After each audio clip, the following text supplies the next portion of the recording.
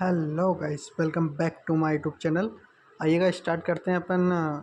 जो important question है तो न्यूट्रॉन की खोज किसने की थी? तो जो न्यूट्रॉन की खोज है वो जेम्स चैडविक ने की थी।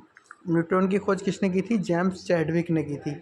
नाभ की खोज किसने की थी? रदरफोर्ड ने। जो नाभ की खोज किसने की थी? रदरफोर्ड ने। डायनेमो की खोज किसने की थी? माइकल फैराडे ने। डायनेमो की खोज किसने की थी? माइकल फैराडे ने। और परमाणु सिद्धांत की खोज किसने की थी? जॉन डाल्टन ने। परमाणु सिद्धांत की खोज किसने की थी? जॉन डाल्टन ने। रेडियो सक्रियता की खोज किसने की थी? हेनरी बेवरकले ने। और रेडियम की खोज किसने की थी? मेडियो मेडियो क्यूरी ने। रेडियम की खोज किसने की थी? मेडियम क्यूरी ने। डायनामाइट का आविष्कार किसने किया था? अल्बर्ट अल्फ्रेड नोबल ने। डायनामाइट का आविष्कार किसने किया था? अल्फ्रेड नोबल ने। पीएच स्केल किस पैमाने पर नापा जाता है? तो ये किसकी खोज किसने की थी? एस.पी. सेंसन्स ने। एस.पी. सेंसन्स ने। हाइड्रोजन की खोज किसने करी थी? हेनरी कैड्रिजन्स ने। हेनरी कैड्रिजन्स ने। नाइट्रोजन की खोज किसने करी थी? रादरफोर्ड ने। नाइट्रोजन की खोज किसने करी थी? रादरफोर्ड ने। ऑक्सीजन की खोज किसने करी थी? शीला और प्रिस्टले। शीला और प्रिस्टले। अक्रिय गैस अगन रेमेज और रोला ने करी थी। अक्रिय गैस की खोज किसने करी थी? रैमजे और रेलो ने करी थी। थर्मियम की खोज किसने करी थी? बेल्जियस ने। ठीक है। टेलीविज़न का आविष्कार किसने किया? जे.एल. वाइडे ने। जे.एल. वाइडे ने किसने जो टेलीविज़न की खोज की थी। और बैरोमीटर की खोज किसने करी थी? तो इसने करी थी टेरी सीली ने। और रेल इंजन का आविष्कार किसने किया था? जॉर्ज स्टरफेश ने। ग्रेमोफोन का आविष्कार किसने किया? एडरसन ने। ग्रेमोफोन का आविष्कार किसने किया? एडरसन ने। दूरबीन का आविष्कार किसने किया? गैलीलियो ने। दूरबीन का आविष्कार किसने किया? गैलीलियो ने। और भाप इंजन का आविष्कार किसने किया? जेम्स वाट ने। भाप इंजन का आविष्कार किसने किया? जेम्स वाट ने। विद्युत चुंबकीय प्रेरणा कौन है? फेराडे। विद्युत चुंबकीय प्रेरणा कौन है? फेराडे। एक्सरे किरण की खोज किसने की? रेंटरजन ने। लघु गुणक की खोज किसने करी? जॉन नेपियर ने। जो लघु गुणक है, लघु गुणक की खोज किसने करी? जॉन नेपियर ने। छोटी आंत की लंबाई कितनी होती है? तो छोटी आंत की लंबाई होती है 6.25। छोटी आंत की लंबाई कितनी होती है? 6.25। यकृत का भार पुरुष का कितना होता है? जो यकृत रहता है, जो किडनी रहती है, उसका भार कितना रहता है? 1.4 से 1.8। और महिलाओं का यकृत का भार कितना होता है? 1.2 से 1.4। महिलाओं का क्या हर एक चीज़ में कम रहता है। सबसे बड़ी ग्रंथि कौन सी है? यकृत। सबसे बड़ी ग्रंथि कौन सी है? यकृत। सर्वाधिक पुनरुत्थान की क्षमता किसमें होती है? सर्वाधिक पुनरुत्थान की क्षमता किसमें होती है? यकृत में। सबसे कम पुनरुत्थान की क्षमता किसमें होती है? मस्तिष्क में। मस्तिष्क में। जैसे मस्तिष्क में एक बार चोट लग जाती है तो उसे रिकवर होने में काफ़ी टाइम लगता है, पर यकृत को कुछ डैमेज होता है तो वो रिकवर हो जाता है। सबसे कठोर भाग कौन सा है? तो वह दांत का इनमोल। सबसे कठोर दांत कौन से रहते हैं? इनमोल। सबसे बड़ी लार कौन सी है? पेरोटियो ग्रंथि। सबसे बड़ी लार ग्रंथि कौन सी है? पेरोटरो ग्रंथि। शरीर का सबसे शरीर का सबसे सामान्य तापमान कब रहता है? तो वो रहता है 98.4। शरीर में रुधिर की मात्रा कितनी होती है? शरीर में रुधिर की मात्रा कितनी हो? 5.5। शरीर में रुधिर की मात्रा कितनी होती है? 5.5। हीमोग्लोबिन की औसत मात्रा कितनी होती है? तो 13 से 16।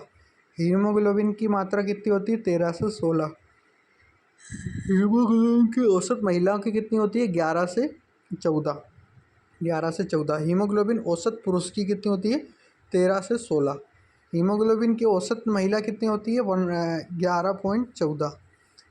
WBC की कुल मात्रा कितनी होती है? 5,000 से 10,000। 5,000 से WBC वाइट ब्लड सर्कुलेशन की कितनी रहती है? 5,000 से 10,000। सबसे छोटी कितनी रहती है? तो सबसे छोटी वाइट ब्लड सेल को क्या कहते हैं? लिम्फोसाइट। सबसे छोटी वाइट ब्लड सेल को क्या कहते हैं? लिम्फोसाइट। सबसे बड़ी वाइट ब्लड सेल को क्या कहते हैं? मेनोसाइट। सबसे बड़ी वाइट ब्लड सेल को क्या कहते हैं? मेनोसाइट। आरबीसी का जीवन काल कितना होता है? 120 दिन का। आरबीसी का जीवन काल कितना होता है? 120 दिन का। डब्ल्यूबीसी का जीवन काल कितना होता है? डब्ल्यूबीसी का होता है 2 से 5 दिन। डब्ल्यूबीसी का कार्यकाल कम रहता है तो 2 से 5 दिन रहता है। रुधारी का रक्त का थक्का बनने का समय कितना लगता है? रक्त का थक्का जमने के लिए लगभग 3 से 6 मिनट लगती है। रक्त का थक्का जमने रुधारी जो प्लाज्मा आता है उसको 3 से 6 मिनट का टाइम लगता है।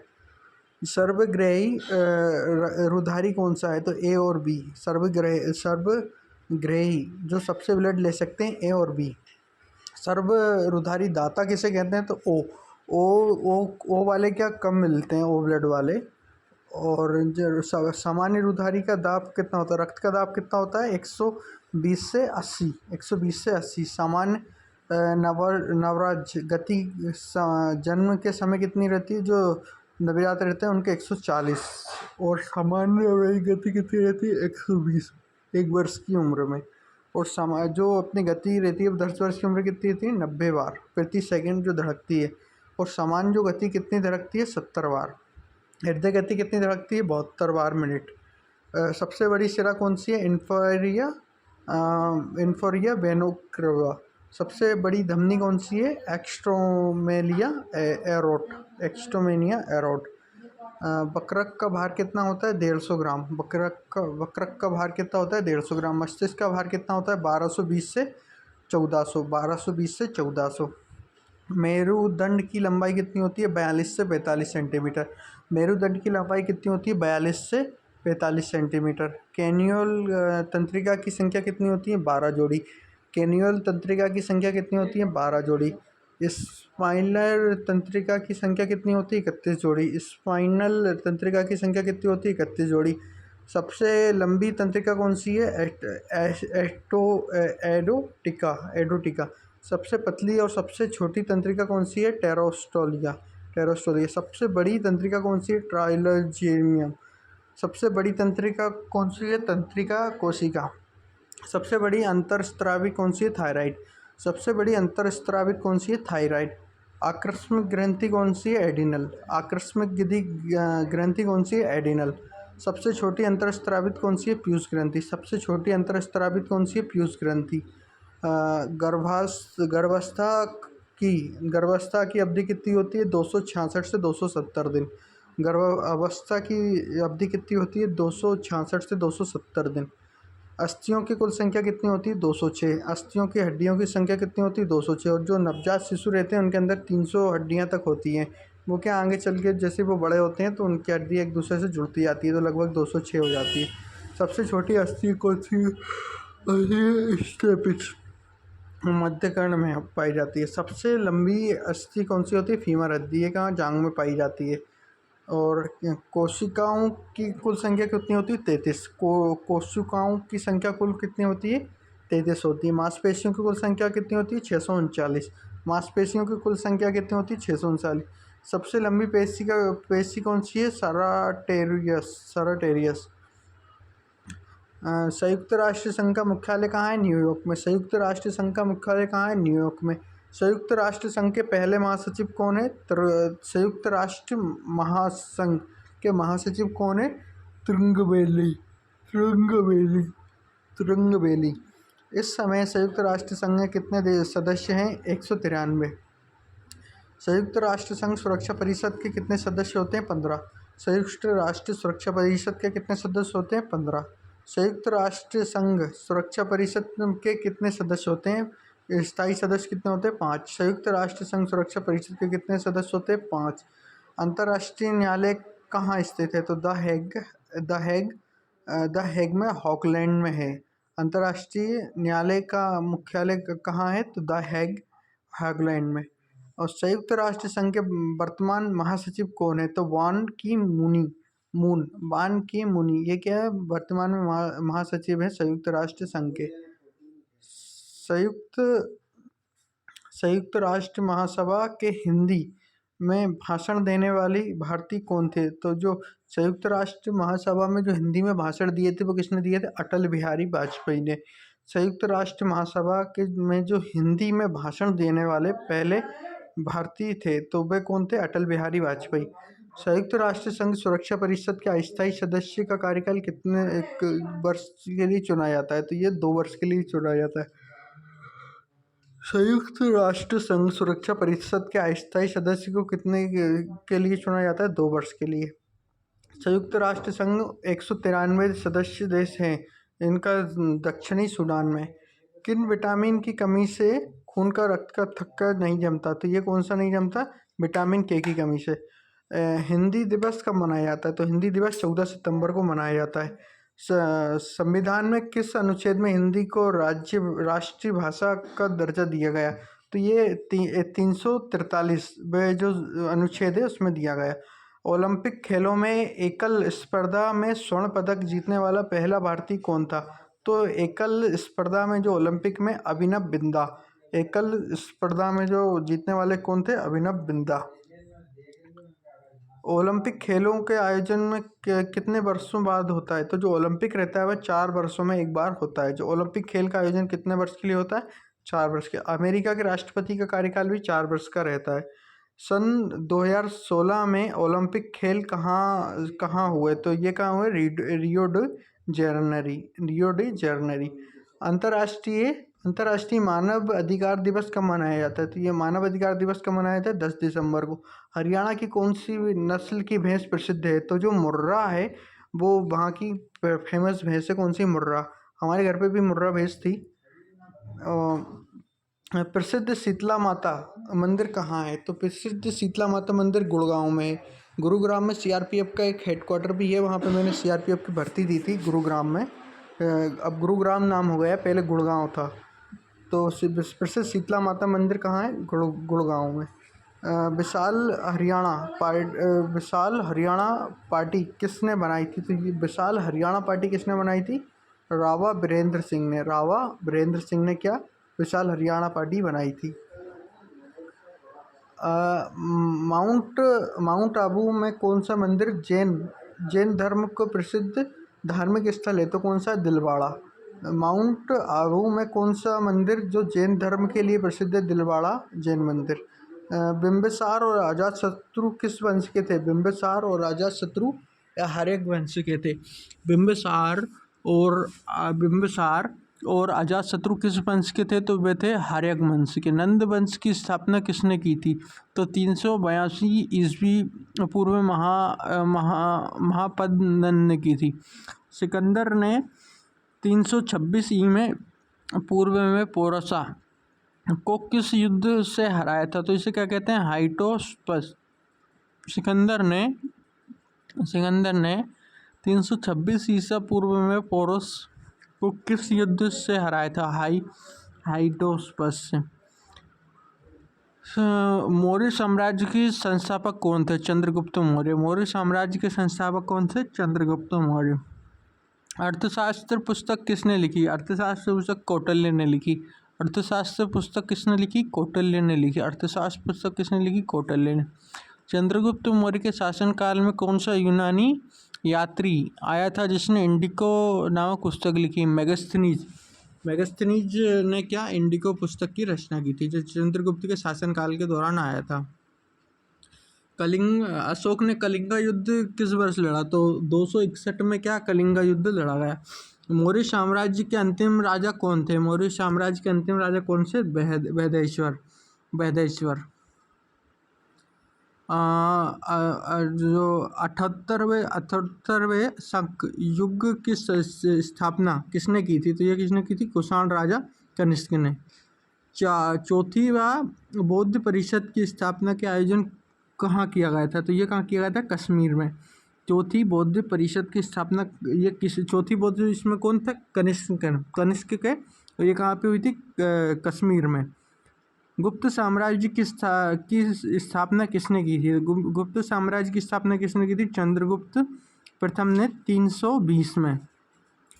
किसे भारत का नेपोलियन कहा जाता है? तो जो समुद्रगुप्त है इसे भारत का नेपोलियन कहा जाता है। ये क्या कि जो सबसे पहले यूनानी आए थे तो उससे समुद्र के मार्ग से ये आए थे। तो जो सबसे पहले यूनानी थे इन्होंने क्या मसाले जो थे मसालों के लिए आए थे।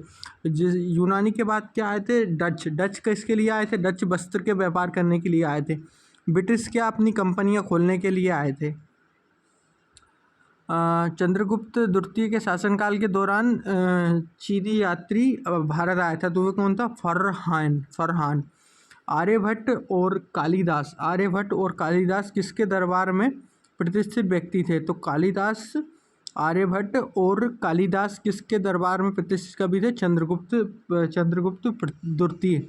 आर्यभट्ट और कालिदास किसके दरबार में प्रतिष्ठित व्यक्ति थे? चंद्रगुप्त द्वितीय। नदियों द्वारा रचित भूगोल, तो देखिए भागीरथी नदी गंगा के नाम से बुलाया जाता है, तो भागीरथी गंगा के नाम से बुलाया जाता है। गंगोत्री के पास होने से हिमनी गंगा का उद्गम स्थल माना जाता है। गंगोत्री को हिमनी गंगा का उद्गम स्थल माना जाता है। गंगोत्री कहाँ स्थित है? गंगोत्री कहाँ स्थित है? तो गंगोत्री जो उत्तराखंड में स्थित है, उत्तरकाशी में लगभग 3900 किमी ऊंचाई पर गोमुख के निकट गंगोत्री हिमनी गंगा का उद्गम स्रोत है। अलकनंदा का उद्गम स्रोत कहाँ है? तो अलकनंदा का उद्गम स्रोत कहाँ है? बद्रीनाथ के ऊपर संतोपंत हिमनी अलकापुरी हिमनंद, ठीक है। गंगा नदी को कहाँ बुलाया जाता है? तो गंगा नदी को गंगा कहकर देवप्रयाग मतलब उत्तर प्रदेश देवप्रयाग अलकनंदा के आसपास के निकट और हरिद्वार से निकट मैदानों में भाग में पहुंचती है।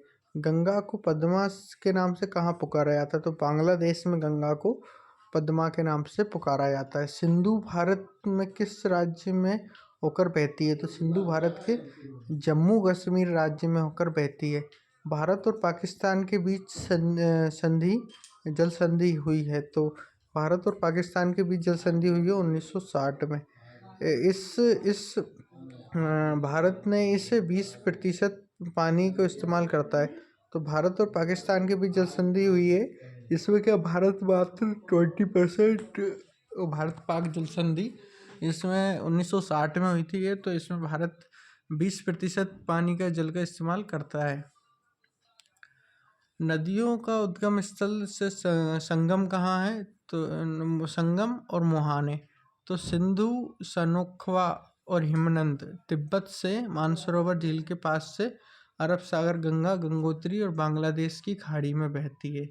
यमुना कहाँ है? यमुनोत्री हिमनी और बंदरपूछ के पश्चिमी ढाल में स्थित प्रयागराज इलाहाबाद में। चंबल कहाँ है? तो जानवा पहाड़ी मध्य प्रदेश के माऊ के नज़दीक इटवा। सतलज राकस ताला मानसरोवर झील के नज़दीक है, तो ये कहाँ है? चिनवा में। सतलज राक्सा ताला मानसरोवर झील के नज़दीक चिनवा में। रावी कहाँ है? कांगड़ा जिले के रहतांग दर्रा के नज़दीक चिनवा में। रावी कहाँ है? कांगड़ा जिले के रहतांग दर्रे के नज़दीक। झेलम कहाँ है? शेषनाग और बेरीनाग और कश्मीर की नज़दीक चिनवा में। तो जो नाग नागिन झील वगैरह है ये सब कहाँ है? जम्मू कश्मीर में। ब्यास कुंड और रहतांग दर्रा कपूरथला कहाँ है? सतलज में। कोसी और गोसाई थान और चोटी की उत्तरी गंगा कहाँ है? कागोला दक्षिणी पश्चिम में। गंडक कहाँ है? गंडक नदी कहाँ है? नेपाल तथा गंगा तथा पटना के नज़दीक। तो जो बिहार की कैपिटल पटना, वहाँ गंडक नदी बहती है। इसमें क्या सोना भी मिलता है गंडक नदी में, जिसमें क्या भगवान विष्णु रहते हैं, वो सोते हुए रहते हैं। तो जो रहते हैं अपने कौन से यार सालकराम गंडक नदी नेपाल, जैसे गंडक नदी नेपाल में वहाँ सोने के मिलते हैं, जिसके अंदर क्या सोना मिलता है। तो इस नदी के ऊपर प्रतिबंध लगाया सरकार ने, तो वहाँ से क्या बहुत ही ज़्यादा तस्करी होती है सोने की। तो वहाँ से क्या भगवान विष्णु मिलते हैं जो सालकराम भगवान के रूप में, तो उसके अंदर सोना मिलता है। रामगंगा कहाँ है? नैनीताल के नज़दीक हिमालय श्रेणी है। रामगंगा कहाँ है? नैनीताल के नज़दीक हिमालय दक्षिणी भाग में कन्नौज के निकट गंगा नदी बहती है। रामगंगा कहाँ है? नैनीताल के नज़दीक हिमालय की श्रेणी दक्षिणी भाग में कन्नौज के निकट गंगा बहती है। सरद कहाँ है? काली गंगा कुमायूं हिमालय घाघरा नदी तो बरबहारामा घाट के निकट है। घाघरा एक कानवाली या केरोलिया कहाँ है? नेपाल के बीच तालाकोटा से। गंगा नदी कहाँ है? सारणा तथा बालिया जिले के समीप। बेतवा या तिरवाती विंध्याचल पर्वत में। मध्य प्रदेश के रायसेन में बेतवा का नाम क्या है? बेतरी। ये क्या है कि जो कुमार गांव है हमीरपुर यमुना में बहती है। सोना कहाँ है? अमरकंटक की पहाड़ियों से गंगा और सोना नदी का उद्गम है पटना के नज़दीक गंगा। ब्रह्मपुत्र तिब्बत के मानसरोवर झील से बंगाल की खाड़ी में बहती है। नर्मदा अमरकंटक विंध्याचल श्रेणी में बहती है खंबात की खाड़ी में। तिब्बती ताप्ती नदी कहाँ बहती है? मध्य प्रदेश के बैतूल जिले के मुल्ताई में के निकट बहती है। खंबात की खाड़ी कहाँ बहती है? सूरत के पास। खंबात की खाड़ी कहाँ बहती है? सूरत के पास। माही नदी कहाँ बहती है? सिहावा छत्तीसगढ़ के रायपुर के निकट। बंगाल की खाड़ी कंटक के निकट। क्षिप्रा कहाँ बहती है? काकड़ी बरड़ी और नामक पहाड़ी इंदौर चंबल नदी। माही नदी मध्य प्रदेश के धार जिले के अमेरझोरा के महेंद्र खंबात की खाड़ी में। लूनी कहाँ बहती है? अजमेर के जिले के निकट नाग पहाड़ अरावली पर्वत कच्छ की रानी। हुगली कहाँ बहती है? यह गंगा की शाखा जो धुलिया पश्चिम बंगाल दक्षिणी गंगा के नाम से अलग होती है। गंगा जो बंगाल की खाड़ी पर बहती है। कृष्णा नदी कहाँ बहती है? महाबलेश्वर के निकट पश्चिमी घाट बंगाल की खाड़ी में। गोदावरी कहाँ बहती है? तो महाराष्ट्र के नासिक और त्र्यंबका गंगा की पहाड़ी पे। बंगाल की खाड़ी कहाँ बहती है? बंगाल की खाड़ी कोवेरी कहाँ बहती है? बाहरी गंगा पहाड़ी और कर्नाटक के कुंगरा जिले में बहती है। बंगाल की खाड़ी तुंगभद्र कहाँ बहती है? कर्नाटक। गंगूमूल चोटी के तुंब के कंटूरा से वृद्ध कर्नाटक। कृष्णा नदी साबरमती कहाँ बहती है? जयसमुद्र झील उदयपुर जिले में अमरावती पर्वत पर स्थित है। खंबात की खाड़ी। सोम नदी कहाँ बहती है? बिछड़ा मेंढा उदयपुर जिले। माही नदी के बपसा के निकट। पेन्नार कहाँ बहती है? नंदुर्ग पहाड़ी कर्नाटक बंगाल की खाड़ी में। पेरियर नदी ये नदी कहाँ बहती है? पेरियर कहाँ बहती है? केरल में। उमियम कहाँ बहती है? उमियम झील कहाँ बहती है? मेघालय में। बेगाई कंडन कहाँ बहती है? कड़कयमपुर के मैदुर के निकट तमिलनाडु बंगाल की खाड़ी में। दक्षिणी टोसा कहाँ बहती है? तामसाकुंड जलासा कैमूर की पहाड़ियों में स्थित है। सिरसा के निकट गंगा में। आड़ा या बैचूड़ या गोमुन पहाड़ी कहाँ बहती है? उदयपुर के उत्तरी बांस में। नेत्रदान में रोगियों के किस भाग को प्रतिरोपण किया जाता है? तो नेत्रदान में रोगियों के केनिया भाग को प्रतिरोपित किया जाता है। पीडियाट्रिक्स का संबंध किससे है? तो बच्चों के रोग से। पीडियाट्रिक्स का संबंध किससे है? बच्चों के रोग से। रक्त में हाइपोक्सिया नामक जो रोग किसकी कमी से होता है? तो ये किसकी कमी से होता है? ग्लूकोज की कमी से। रक्त में हाइपोग्लाइकेमिया नामक रोग किसकी कमी से होता है? ग्लूकोज की कमी से। विज्ञान की शाखा एग्रोलॉजी में किसका अध्ययन किया जाता है? तो विज्ञान की शाखा में जो एग्रोसोलॉजी रहता है, उसका संबंध किससे होता है? घास से। मनुष्य में गैस्ट्रिक रस किस किस अंग में स्रावित होता है? तो अमाशय में होता है। मनुष्य में गैस्ट्रिक रस किस अंग से स्रावित होता है? अमाशय से। किन रोगों को रक्षा के लिए डीपीटी का टीका लगाया जाता है? तो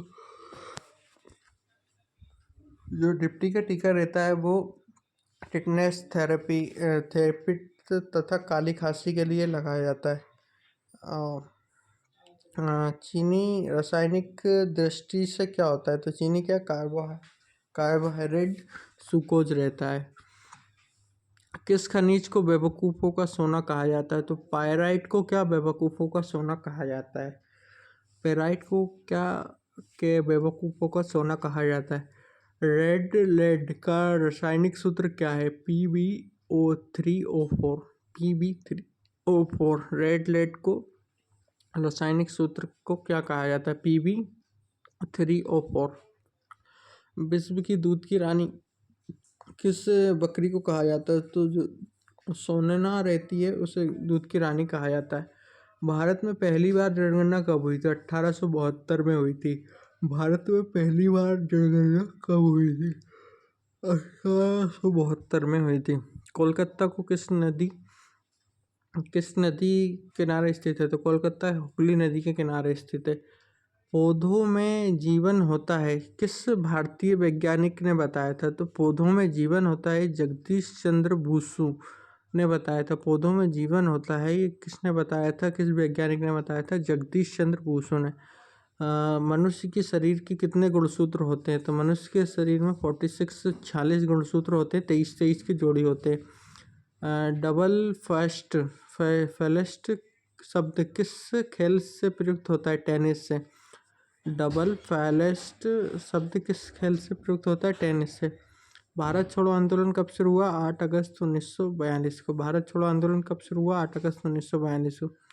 जब सहायक गठबंधन शुरू किया गया तो गवर्नर जनरल कौन थे? जब सहायक गठबंधन शुरू किया गया था तो गवर्नर जनरल कौन थे? लॉर्ड वेनेलिक्स। वायुमंडलीय दाब को किस यंत्र द्वारा मापा जाता है? तो वायुमंडलीय दाब को बैरोमीटर द्वारा मापा जाता है। अग्नि सेकंड मिसाइल किस प्रकार की मिसाइल है? तो अग्नि सेकंड मिसाइल क्या है? बैलिस्टिक मिसाइल है। यूनानियों ने पर्यावरण संरक्षण अधिनियम कब पारित किया? तो यूएनओ ने पर्यावरण संरक्षण अधिनियम कब पारित किया? 1986 को। किसने वर्नाकुलर प्रेस एक्ट पारित किया? तो लॉर्ड लिटन ने। किसने वर्नाकुलर प्रेस एक्ट पारित किया? लॉर्ड लिटन ने। भारत का एकमात्र सक्रिय ज्वालामुखी कौन सा है? बंजरा द्वीप। भारत का एकमात्र सक्रिय ज्वालामुखी कौन सा है? बंजरा द्वीप। संयुक्त राष्ट्र संघ ने ध्वज पर जैतून की शाखाओं का प्रयुक्त किया, तो इसे क्या कौन से है? शांति का प्रतीक। राष्ट्रीय ध्वज पर जैतून की शाखाओं का प्रतीक है, तो शांति का प्रतीक है। भारत के पहला एकमात्र रेलवे विश्वविद्यालय का नाम क्या था? तो भारत में एक पहला रेलवे विश्वविद्यालय की स्थापना की गई, राष्ट्रीय रेलवे की परिवहन संस्था पर। रामचरितमानस किसने लिखी? तुलसीदास ने। रामचरितमानस किसने लिखी? तुलसीदास ने। मांडू महोत्सव कहाँ मनाया जाता है? मध्य प्रदेश में। नमस्ते ओरछा महोत्सव का त्यौहार कहाँ मनाया जाता है? मध्य प्रदेश में। नमस्ते ओरछा कहाँ मनाया जाता है? मध्य प्रदेश में। राष्ट्रीय जैविका खाद्य महोत्सव कहाँ मनाया जाता है? नई दिल्ली में। राष्ट्रीय जैविका खाद्य महोत्सव कहाँ मनाया जाता है? नई दिल्ली में। राष्ट्रीय युवा महोत्सव कहाँ मनाया जाता है? लखनऊ यूपी में। राष्ट्रीय युवा महोत्सव कहाँ मनाया जाता है? लखनऊ उत्तर प्रदेश में। राष्ट्रीय हारवो महोत्सव कहाँ मनाया जाता है? त्रिपुरा में। लोसंग उत्सव कहाँ मनाया जाता है? हिमाचल प्रदेश में। लोचंग उत्सव कहाँ मनाया जाता है? हिमाचल प्रदेश। रथ उत्सव कहाँ मनाया जाता है? तमिलनाडु में। रथ उत्सव कहाँ मनाया जाता है? तमिलनाडु में। जल्लीकट्टू मदुरई तमिलनाडु में मनाया जाता है। चाप चार कूट कहाँ मनाया जाता है? तमिलनाडु में। चार चाप कूट कहाँ मनाया जाता है? चार चाप कूट कहाँ मनाया जाता है? मिजोरम में। चार चाप कूट कहाँ मनाया जाता है? मिजोरम में। करवाली उत्सव कहाँ मनाया जाता है? करवाली उत्सव कहाँ मनाया जाता है? कर्नाटक में। करवाली उत्सव कहाँ मनाया जाता है? कर्नाटक में। माधु माघू बिहू माघू बिहू कहाँ मनाया जाता है? आसाम में। माधु बिहू कहाँ मनाया जाता है? आसाम में। सूरजकुंड शिल्प मेला कहाँ मनाया जाता है? हरियाणा में। फागली उत्सव कहाँ मनाया जाता है? हिमाचल प्रदेश में। फागली उत्सव कहाँ मनाया जाता है? हिमाचल प्रदेश में। नवचर उत्सव कहाँ मनाया जाता है? अरुणाचल प्रदेश में। नवचर उत्सव कहाँ मनाया जाता है? अरुणाचल प्रदेश में।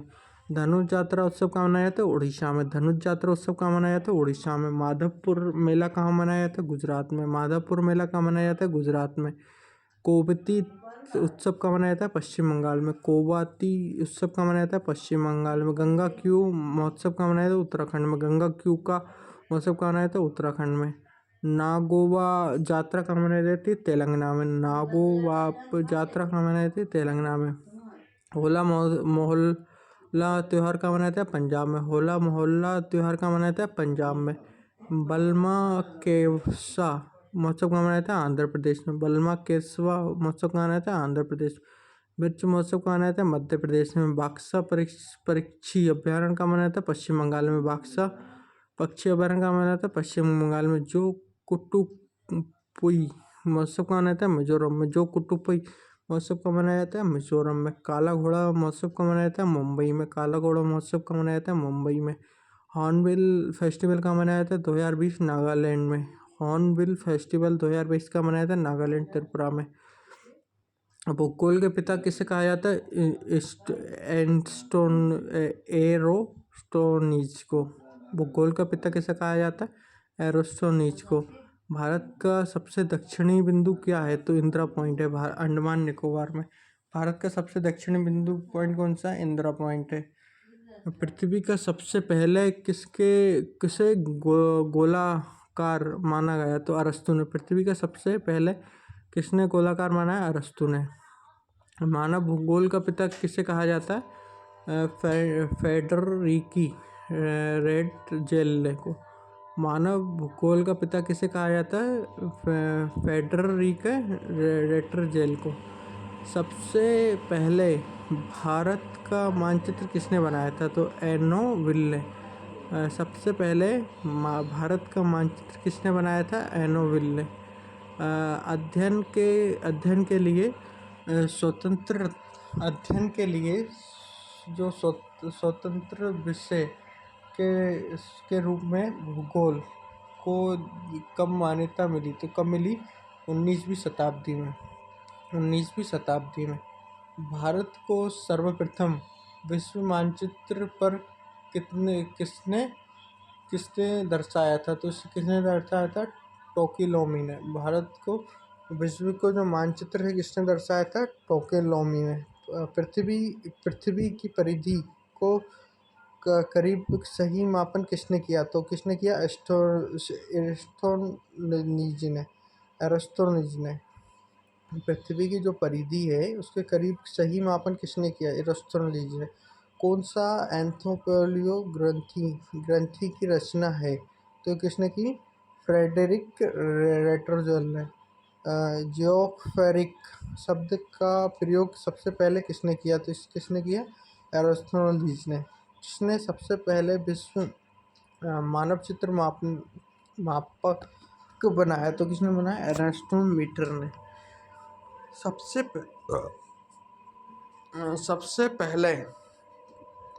पहले भौगोलिक तत्व को पिरामिड्स यानी पृथ्वी के जो वर्णन पुस्तक के माध्यम से क्रमबद्ध